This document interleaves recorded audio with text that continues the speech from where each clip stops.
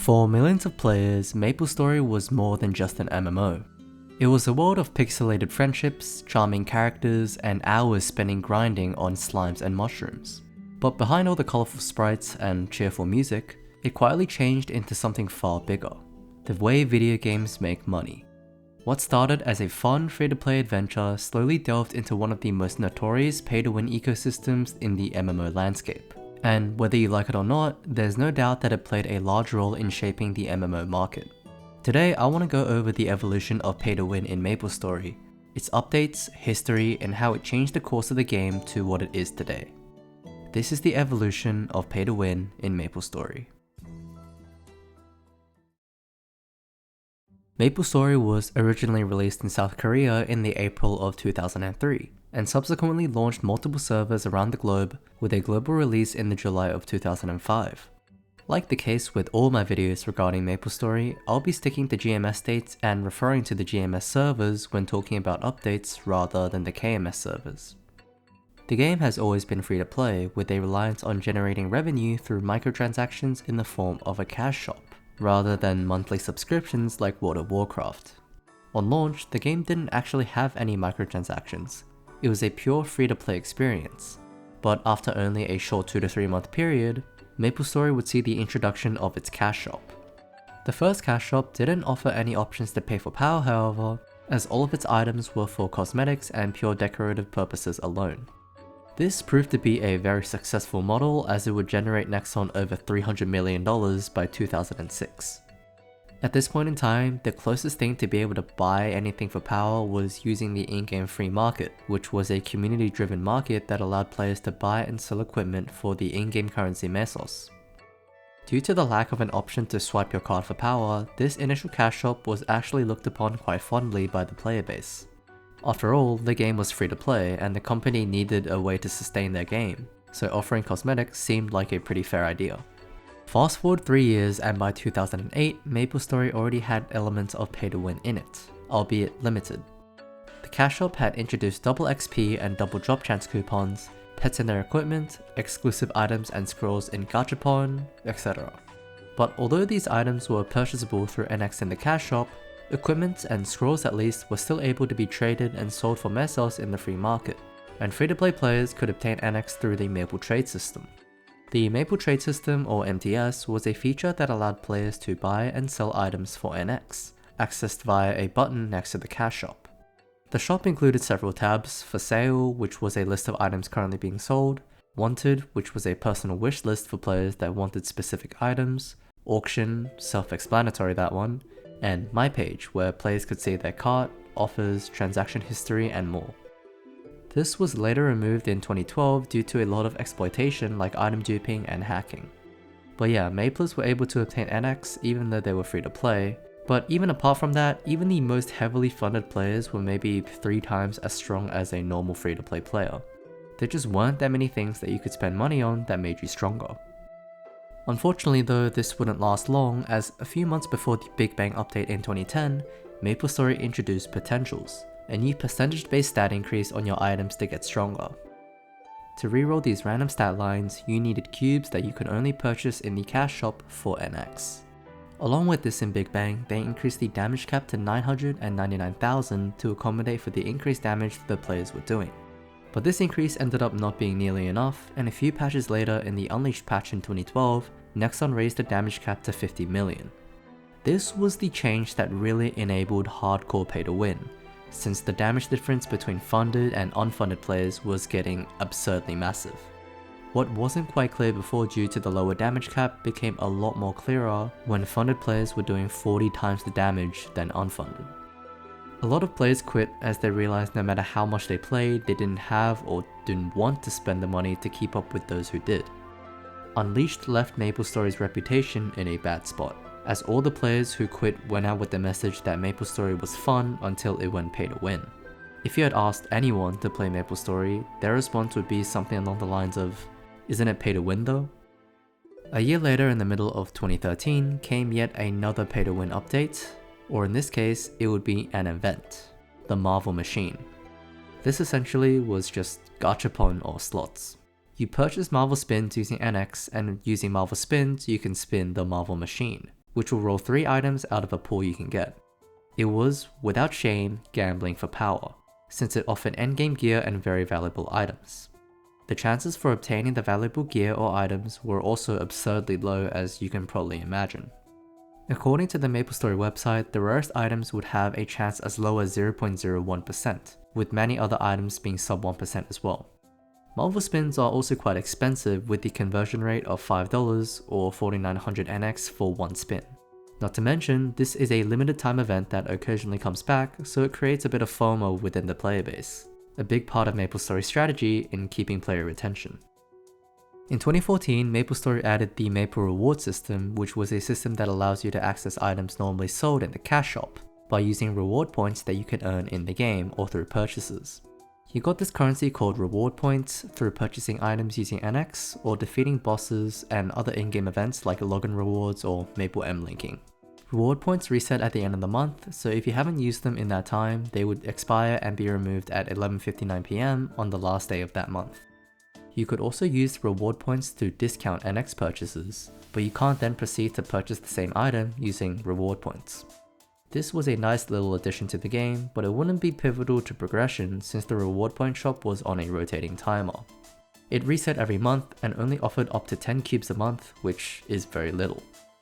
In the November of 2014 came the Shining Star updates, which introduced star forcing to the game, a new way to enhance equipment. This would also become one of the most dreaded parts of Maplestory later. If you've played Maplestory for any decent duration of time in the past decade, you would know about star forcing. Essentially, each piece of gear has 30 stars, and you need to progress from 1 star all the way up to 30 stars, spending an increasing amount of mesos every star upgrade. The upgrade is also not guaranteed, as the higher you go, the lower the chances are of a successful upgrade, and the higher the chances are of either downgrading or outright destroying your item. The success rate eventually gets so low that upgrading anything past 20 stars is a huge risk. Star forcing requires mesos, not NX, which meant that star forcing could be done just by playing the game. Of course, however, this method would be much slower than swiping your card and using NX to buy items and trading those items for mesos, or even better yet, just buy completed gear outright. It was yet another way for players to pump money into the game to make themselves more powerful. In 2016, Maplestory Reboot came out, which was an entirely free-to-play server without any of the pay-for-power of the regular servers. Reboot offered a more balanced experience for free-to-play players, focusing more of a solo progression model. This was widely welcome as Maplestory's reputation in the West was heading in a pretty cynical direction. In fact, it's not entirely out of the picture to argue that Reboot servers saved Western Maplestory. Before Reboot, it was pretty much mandatory to spend money on the game if you wanted to progress past a certain point. All the progression in this new type of server was tied to how much you were willing to grind, as all of the power came from mesos. Funnily enough, on Reboot's launch, Nexon being Nexon wanted to add meso sacks to the shop, allowing you to spend NX to buy mesos, which, as I just said, was the primary resource for progression. Obviously, this did not go down well with the player base, who quickly shut it down, and this may have been one of the few times in history where Nexon actually listened to the players. Anyways, moving on, Reboot servers allowed you to obtain way more mesos, more XP per mob, and the ability to acquire progression items like cubes and scrolls at the cost of being unable to trade and transfer equips between characters. Of course, not everyone swapped from regular servers to Reboot servers, but Reboot was a welcome addition after so many years of suffocating pay for power in the regular servers. That didn't mean Reboot didn't have any monetization though. Similar to the regular servers, Reboot also had a cash shop, but it didn't sell cubes, scrolls, and other progression items for NX. Instead, it sold purely cosmetic items, and if you played any MMO before, you know that looking good is just as important as getting powerful. A year later in 2017, Nexon added MVPs to the GMS servers. The MVP, or Maple Value Points, was a service in the game that gave you additional benefits, with different ranks offering different benefits depending on how much NX you've bought. There's 2 different MVP systems. You're given a rank ranging from bronze to black, each of which gives you increasingly better rewards and discounts. Some of the benefits include exemption from death penalties, additional slots and discounts on the auction house, weekly gifts that include triple XP coupons and buffs, and a lot more. I'm not even going to try to cover all that you get from this system. Seriously, there is so much that you can get. To get the lowest MVP rank, which is MVP Bronze, you'd have to spend 150,000 NX within the last 3 months, which is about $150. This goes all the way up to MVP Black, which makes you spend $3,000 within the last 3 months. That being said though, MVP Black is somewhat of a recent addition, and the highest rank before that was MVP Red, which still requires you to spend $1,500 over the last 3 months.